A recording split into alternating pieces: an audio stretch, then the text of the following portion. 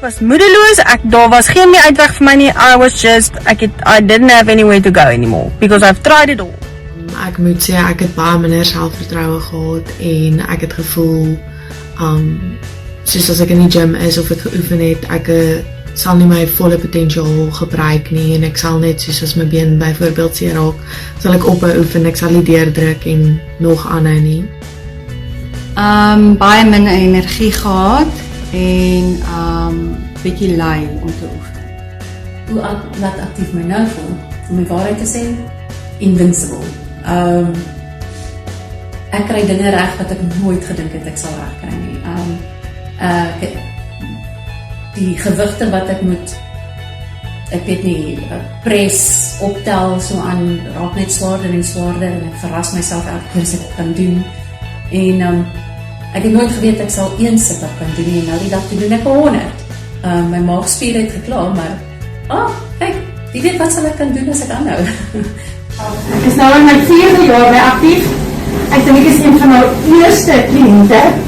En ek is baie trots op myself en ek kan regtig die vordering sien. Nie net op my liggaam nie, maar oor hoe ek voel, hoe sterk ek voel. En baie positief. Ek moet sien uit my elke oefeningssessie.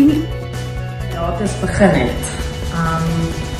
Ek het nou 40 geraak en ek hoor hoe belangrik is dit om te oefen en mens voel net beter oor jouself en om daai motivering te hê van almal in die groep is baie lekker. Jy moet iewers begin, en as jy daaraan gedink het om te begin, dan sal ek voorstel, vat jou foon, WhatsApp daai nommer en begin.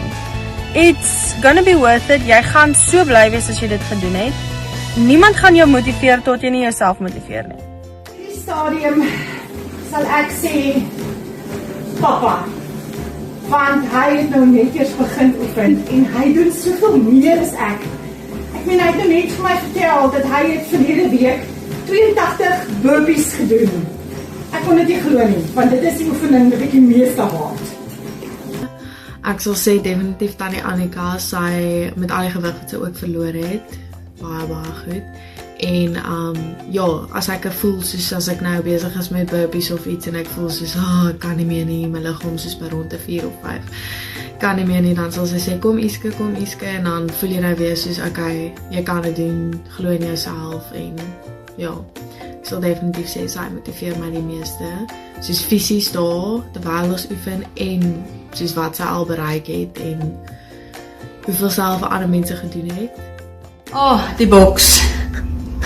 Ja. Almal? Ek sal sê enige armoefeninge, ek is nog baie swak in my arms. Okay. Squat jumps. As ek vir enigiemand enigiets kan toewens, is dat hulle nooit hoef squat jumps te doen nie. Ja, asseblief.